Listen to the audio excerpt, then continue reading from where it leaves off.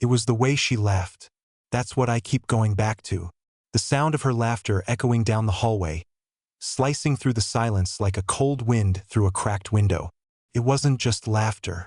It was loud, careless, almost cruel. And it wasn't for me. My name is Heron. I'm not flashy. I don't own designer cologne or drive a car that growls when you start it. I fix clocks, the old kind, with gears and hands and quiet, patient ticking. Maybe that says a lot about me. I'm slow to anger. I take my time with things. And I always believe that when something's broken, you try to fix it, not throw it away. For 16 years, I was married to a woman who once said I made her feel safe. Her name was Ines.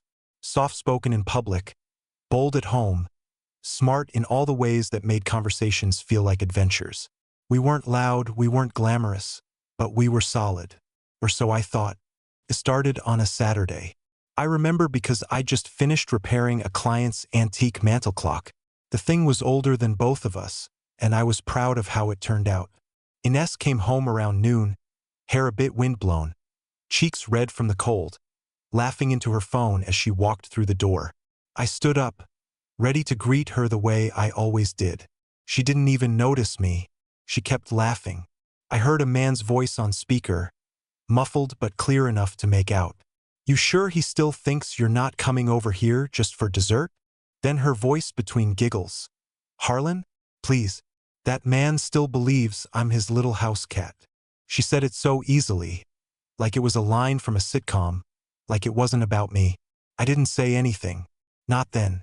I just quietly stepped back into my workshop, sat beside that old clock, and stared at the gears I'd spent hours aligning.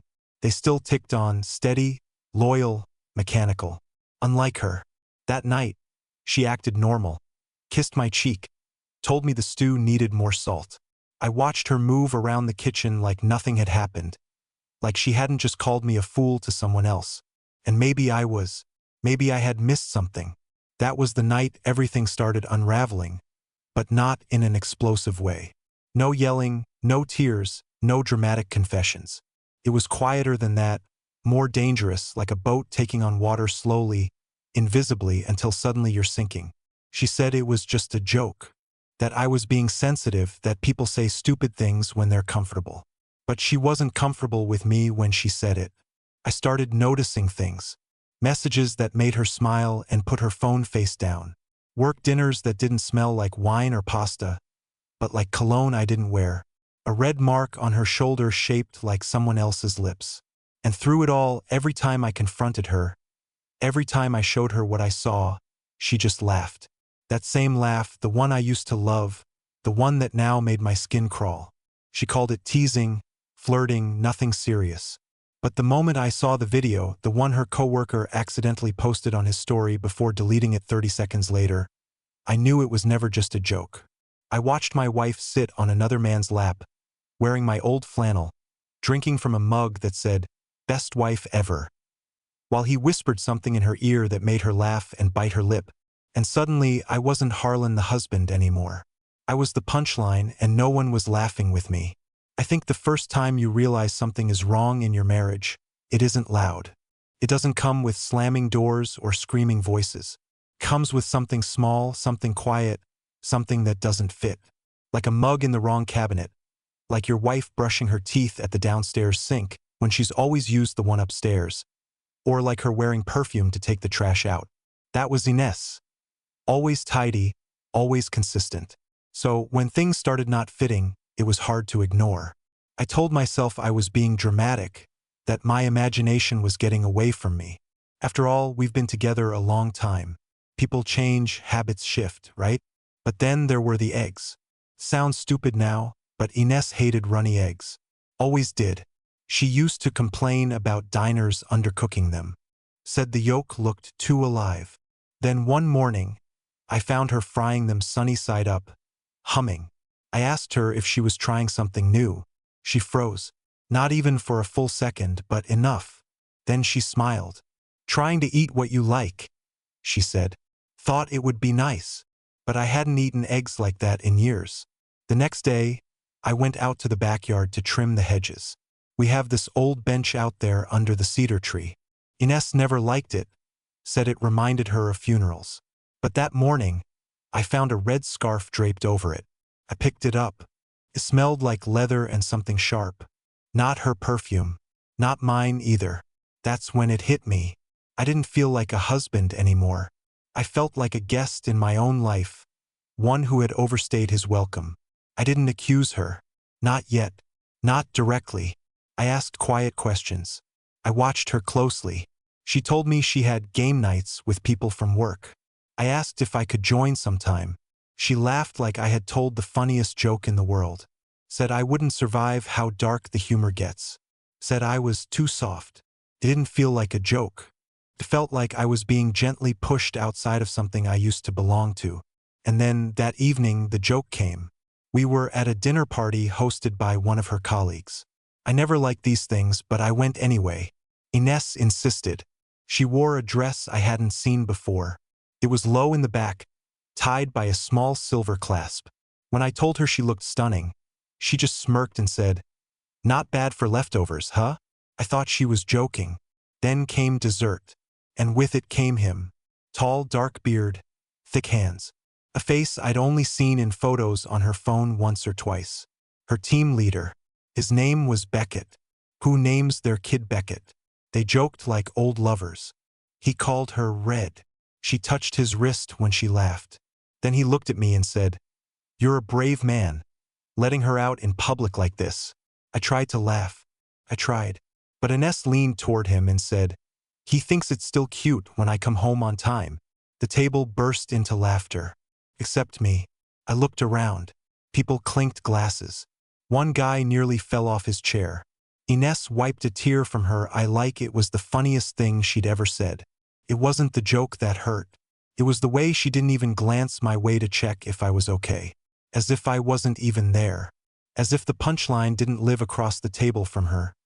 Blinking slowly, clutching his wine glass like it was the only thing keeping him upright. That night, back home, she curled up on the couch with her phone, still laughing about something. I sat in the hallway, staring at my shoes, listening to the ticking of the old grandfather clock in the foyer. She didn't notice I hadn't spoken in over an hour. She didn't care that I hadn't eaten a bite. And me, I just kept thinking, when did I become someone you could joke about without feeling anything? When did she stop protecting me with her words? Or maybe the better question was, when did I stop matching? I didn't wake up crying. That's what made it worse. I woke up numb. No racing heartbeat. No dry mouth. Just that flat, gray feeling behind the ribs. Like I'd been underwater all night and forgot how to breathe properly. She wasn't in bed again. 3 mornings in a row now. Always something. First it was couldn't sleep. Then had an early meeting. Then last night she said nothing at all. Just silence. A silence that grew in the space between the 2 pillows. I sat up, expecting to hear her in the kitchen. Nothing. No coffee brewing. No clinking dishes. Just the old furnace humming low, like it was trying not to disturb the growing awkwardness in our house. I wandered down the hall. Lights off. No signs of her coat or bag missing. But she was gone again. And somehow I didn't panic. That's when I knew it had begun. The quiet shift. You know what I mean? That moment in a relationship where everything technically looks the same. The shoes are still by the door. The toothbrushes still share the cup. But none of it feels familiar anymore. You stop looking for proof. You start looking for patterns. Her texts got shorter. 1-word answers. Yep. Fine. Later. Her eye contact turned into eye avoidance. She didn't ask me how my day was anymore. And when I tried to tell her anyway, she blinked slowly, like I was buffering. And then the mirror moment. I was brushing my teeth 2 nights ago. She walked in behind me. I caught our reflection in the mirror, and she didn't smile at me. Didn't even blink.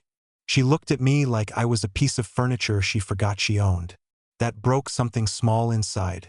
You don't cry over that kind of thing. Not right away. You just start breathing differently, shallower, quieter, because if you get too loud, you might hear the real truth echoing back at you. I didn't confront her. I didn't storm out. I didn't check her phone. I watched. I watched her sit on the edge of the couch with her feet tucked under her, scrolling. I watched her lips twitch at messages she wouldn't let me see. I watched the way she started double-checking the door was locked, not because of safety, but because she didn't want me walking in on something again. I noticed the perfume she wore on days she worked late. It wasn't the same one I gave her for our 10th anniversary. It was sharper, bolder, like someone else's taste had chosen it. Ines had always worn soft scents. Vanilla, cotton, lilac, things that reminded you of fresh sheets and handwritten letters. Now she smelled like she wanted to be remembered for damage. And I let it happen. I sat in that chair every night, sipping tea I couldn't taste, watching the woman I married drift into another universe. One where I didn't exist. One where her laughter belonged to someone else now. One where I was no longer a character, just an audience. Scene 1. Kitchen. 7:14 p.m. The soup boils over. Harlan doesn't flinch. The stovetop hisses under the spill like it's gasping for help. But Heron's still staring at the fourth chair. They used to have guests. Now it's just 3 chairs. One for him, one for her, one they pretend not to see. Ines walks in. Boots first, then silence. Her phone buzzes. She checks it before she looks at him. Lips move. Sorry, I'm late. Her coat is still on. He nods. Says nothing. Slides her bowl forward. Scene 2. Dining room. 7:22 p.m. They eat in quiet. The ticking clock on the wall is louder than their chewing. She smiles at something on her phone. Not once does she ask him about his day. She used to, always. Now she doesn't even fake it. She mutters, "I've got calls later." He says, "With Beckett." Her hand freezes over the spoon, just for a second. Then she shrugs. "No. Why would you say that?" He says nothing, because everything he wants to say would either get laughed off or worse, ignored. Scene 3. Bathroom mirror. 11:48 p.m. Steam clings to the mirror. His face looks older, like someone else's reflection. He wipes the fog away. Behind him, the door creaks. Ines passes by in a towel. No eye contact. No pause. Just presence and then absence. He looks at the toothbrushes. Hers is dry. Scene 4. Living room. Night. Harlan opens her laptop. He's never done that before. He hesitates. 1 second. 2. Clicks the photo app. Scrolls. There she is. Ines, smiling, laughing. But the room behind her isn't their house. It's Beckett's apartment. He recognizes the painting on the wall. A deer with gold antlers. He remembers she once said it was so tacky. She's posing beside it now, sipping something amber. In another photo, they're not kissing, but they're close. Her hand is on his shoulder. Her head tilted. Her eyes say more than her lips ever did. Heron closes the screen. He doesn't throw the laptop. He doesn't scream. He doesn't even sigh. Instead, he turns off the lamp beside him and sits in the dark. The only light now is red from the alarm clock ticking in.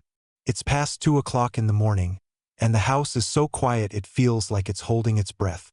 I'm writing this not because I think you'll ever read it, but because if I don't get these thoughts out, I might forget who I was before all of this started.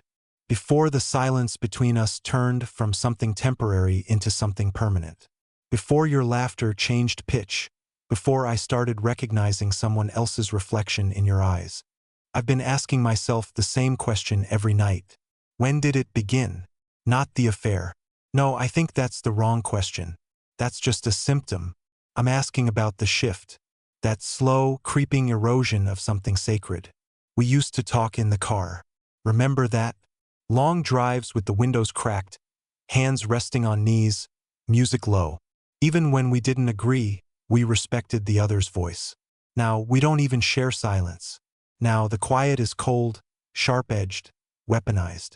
I can't tell if you stopped caring or if you started caring too much about someone else. That night at Caleb's party, you said something that hasn't left me. Beckett told a story, some nonsense about work, and you laughed in a way you haven't laughed around me in years. That unfiltered, throw your head back kind of laugh that used to be ours. And then, when you caught me watching you, you smiled. Not a warm smile, a guarded one. As if you'd been caught doing something intimate. You covered it by saying, "He's just like a brother." I wanted to believe you. God, I tried. I went home that night and convinced myself I was imagining things. I told myself I was insecure, paranoid, fragile. But Ines, I'm not imagining the perfume you never used to wear. The way your hand hovers over your phone when a message comes in. The sudden love for late-night strategy meetings. I'm not imagining the way your body tenses when I walk into a room unexpectedly. You don't look guilty. You look irritated, like I've disrupted a rhythm that doesn't include me anymore. I'm writing this because tonight, something happened that I can't unsee. You left your tablet on the coffee table. I shouldn't have opened it. I know that. I hate that I even had to. But what I saw wasn't some explicit photo or indecent message. It was worse. It was a playlist. For Red, it said.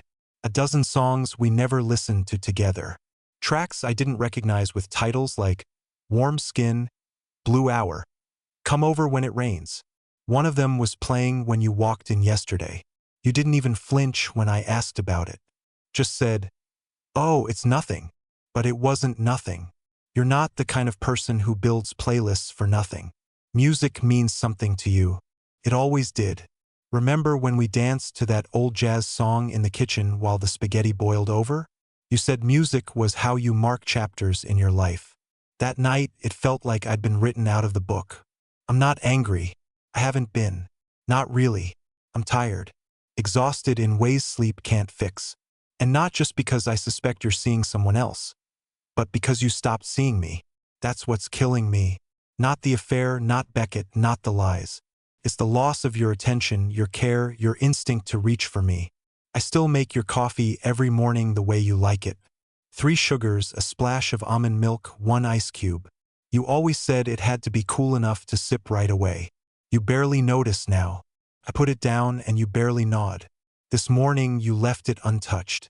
I went into the garage afterward and sat on that old workbench we never threw out. I stared at your bike, the one I fixed up last spring, and realized I couldn't remember the last time we rode together or the last time we made a plan just for us. Everything's split now. You have your world, and I have the echo of one. I'm not writing this to guilt you. I'm writing it because I need to remember that I loved you fully. I loved you with a kind of hope that made ordinary moments feel holy. You changed, and maybe I did too, but I never stopped rooting for us. I just wish you hadn't started treating me like the side character in your new story. If you ever read this, which you won't, I want you to know that the joke you made about me that night, the one that made everyone at the table laugh, it didn't hurt because it was cruel. It hurt because it was easy for you.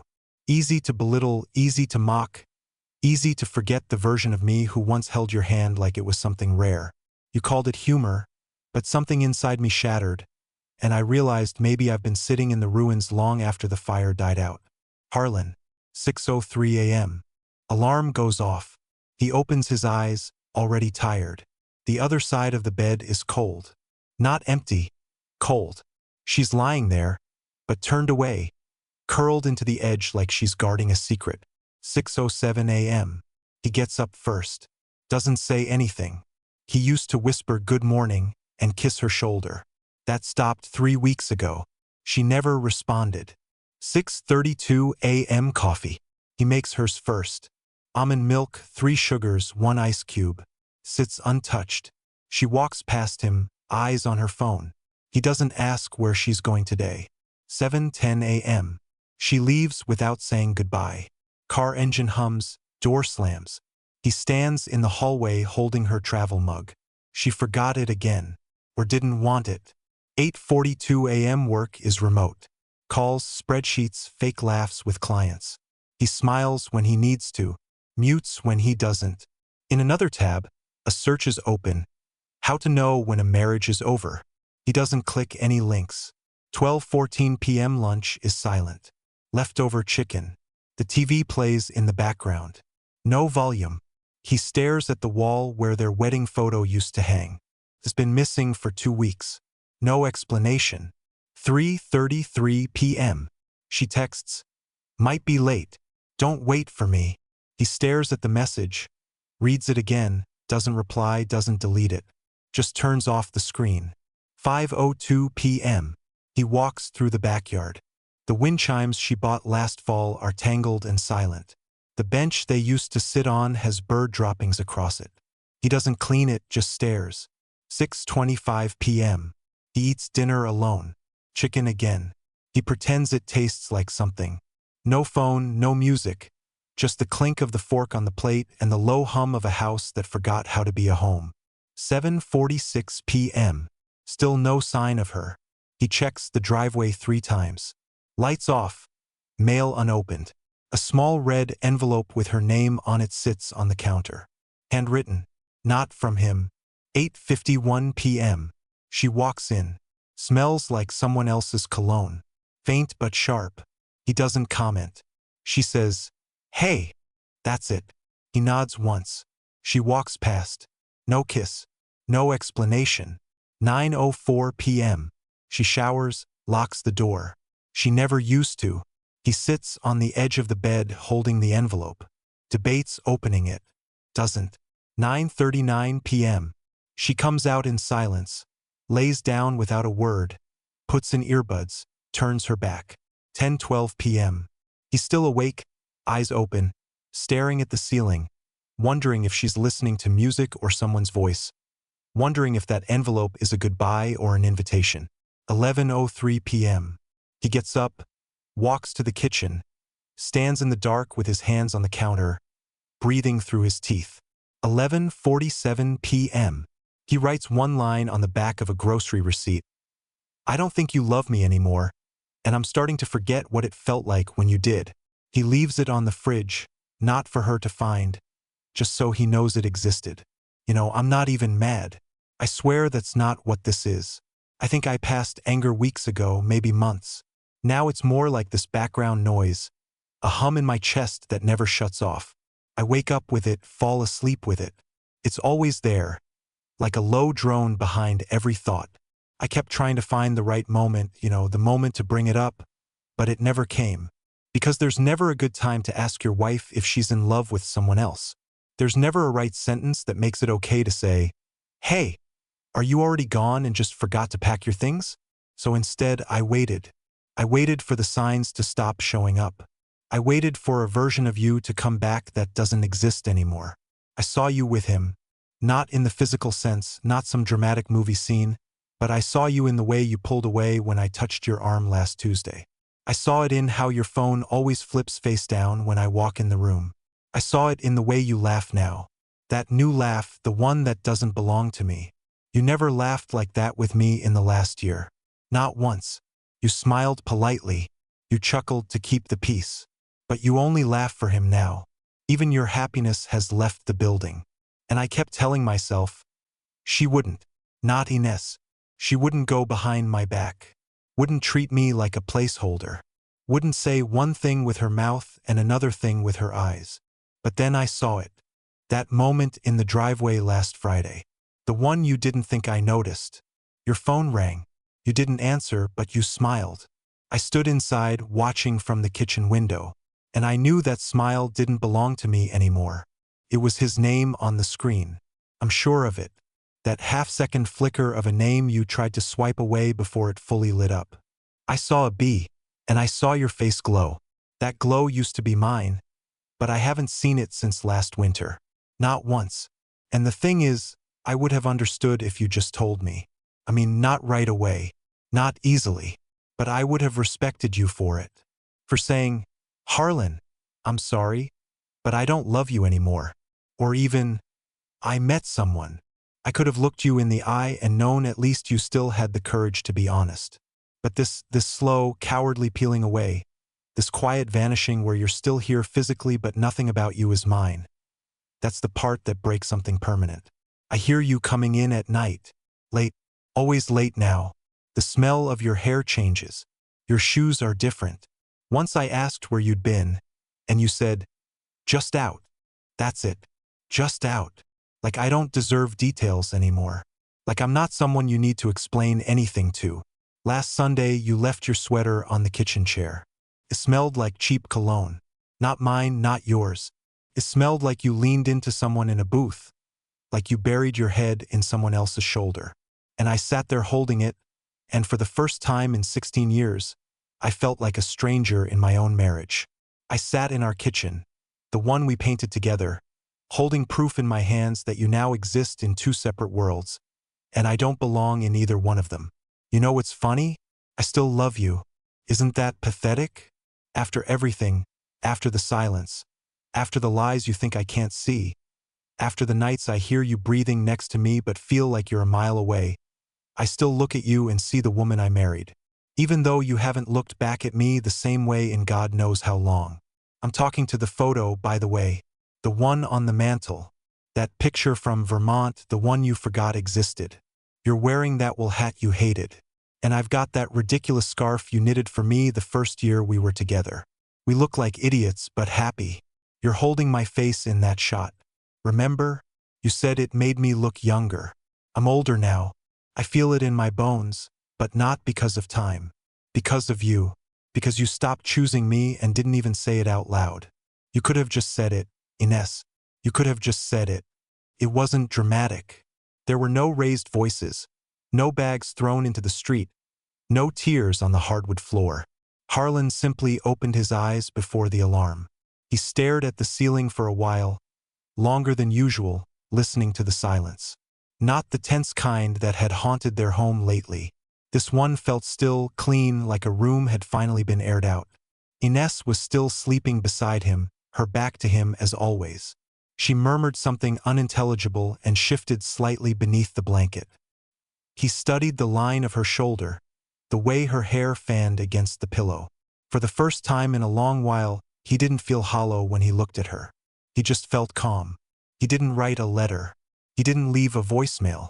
He didn't wait for her to leave first. He got up. He showered. He dressed in jeans that still smelled faintly of cedar from the closet.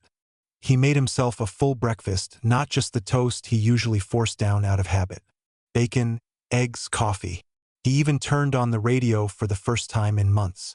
Jazz. The real kind. The old kind. The kind that swirled like warmth through the kitchen. He left her a note, folded in half and tucked under the edge of her mug. Just a few lines, nothing poetic, just simple truths. Don't worry. No fights, no speeches. I think we both know it's over. I'm not angry, but I want to be somewhere I can breathe again. Take care of yourself. H. He didn't slam the door when he left. He didn't even close it all the way. He let the morning breeze decide how it would shut. That felt right. The sun was just peeking over the neighbor's roof. A dog barked in the distance. Sprinklers ticked on down the street. The world, as always, kept spinning, whether a marriage lived or died. He didn't drive anywhere dramatic.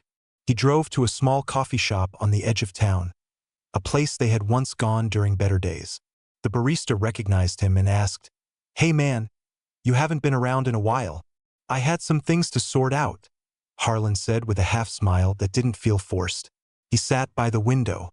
No phone, no distractions, just a hot drink and the quiet company of strangers passing outside. And for the first time in a long time, he didn't feel like a joke. He didn't feel small. He didn't feel lost. He felt like someone starting again. Later that week, he took the old tools from the garage and opened a booth at the Sunday market. Clock repairs. He thought no one would come, but they did. Old women with antique mantles. Young couples with broken heirlooms. A man who brought a shattered pocket watch and said, "This thing hasn't ticked since my father passed." Harlan fixed it. He didn't mention Ines to anyone. Not out of bitterness. He just didn't need to. She had been a part of his life, a large one. But now that chapter had ended. Not in fire, not in cruelty, but in quiet understanding. Months later, he received a small envelope with no return address. Inside, a photograph. The two of them years ago in the kitchen. He was holding a whisk like a microphone, singing something dumb, and she was laughing so hard her eyes were closed. On the back of the photo, just one line in her handwriting. "I'm sorry I let it break. Thank you for never breaking back." He didn't cry.